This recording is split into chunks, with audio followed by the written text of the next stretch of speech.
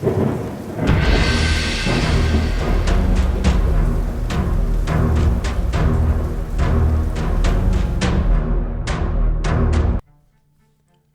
up, Headless Horde? Welcome back to the channel. So today we're going to talk a little bit about the most devious and evil characters in the Game of Thrones universe. What I've done is compiled a list of the top 10 characters that I believe meet this criteria, and we're going to go through it. Now remember, House of the Dragon is only on episode 2 of season 2, so these rankings could definitely change before the end of the season or the series. So let's go ahead and get into the top 10. At number 10, we have Sir Kristen Cole. His actions include infidelity and manipulation. Cole's affair with Alicent Hightower suggests a deeper level of personal betrayal and manipulation, especially given their positions of power. Indirect murder. The death of Jaehaerys, the heir to the throne, when Kristen and Alicent were bedding, and this indicates a severe lapse in duty and indirect consequence of their actions. Kristen's decision to send Eric to kill Rhaenyra, knowing it would most likely result in Eric's death, adds a layer of calculated and ruthlessness to his character. Political maneuvering. Cole plays a significant role in the political schemes during the Targaryen Civil War known as the Dance of the Dragons. His actions are often driven by personal loyalty and political strategy. Betrayal. His betrayal of Rhaenyra Targaryen and subsequent support for Alicent Hightower and her son indicates a shift in his loyalties and a willingness to manipulate situations for his benefit. Overall, Cole's actions are mostly motivated by personal grievances, loyalty to Alicent Hightower, and a desire for power and influence within the realm. Number 9. Aegon II Targaryen. Humiliation.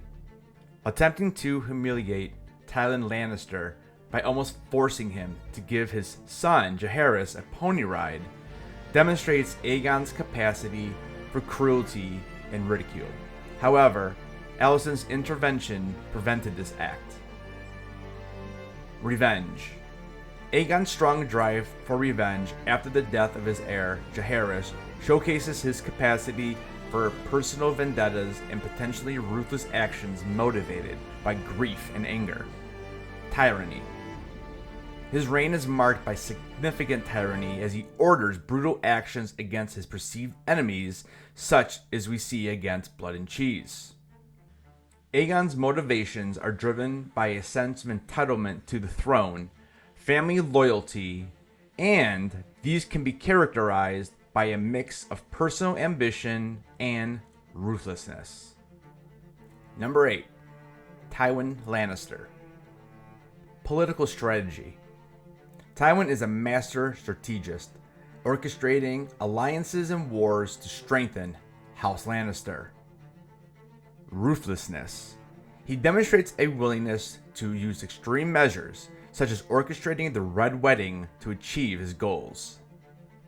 Everything that Tywin does is for House Lannister. Manipulation and authority.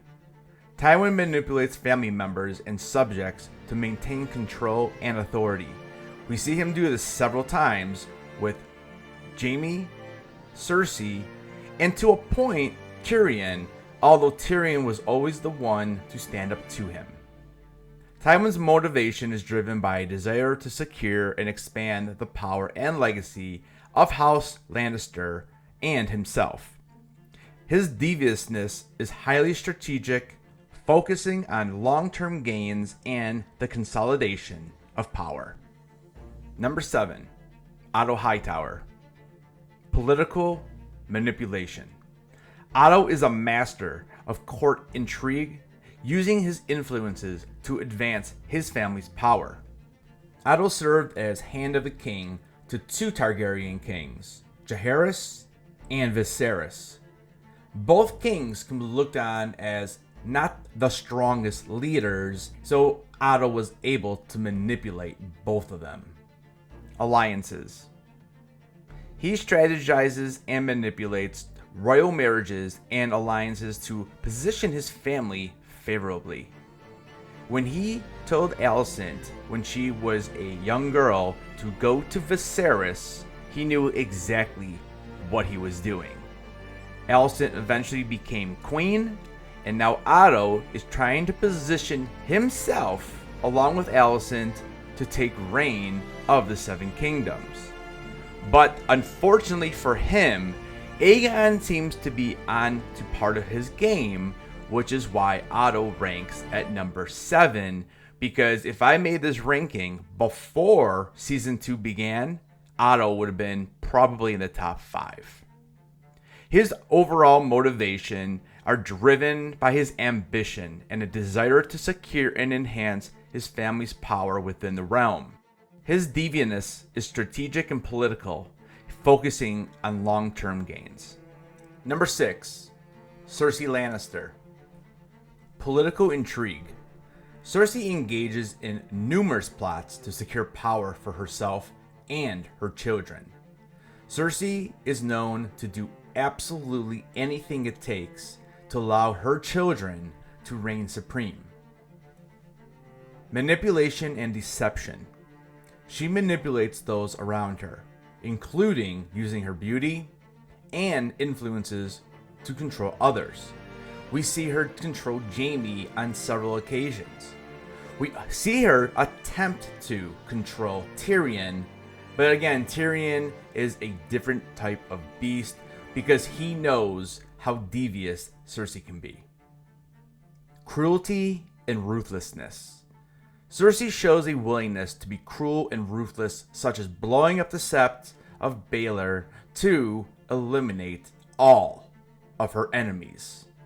She also has one of the most famous lines in Game of Thrones when she chooses violence.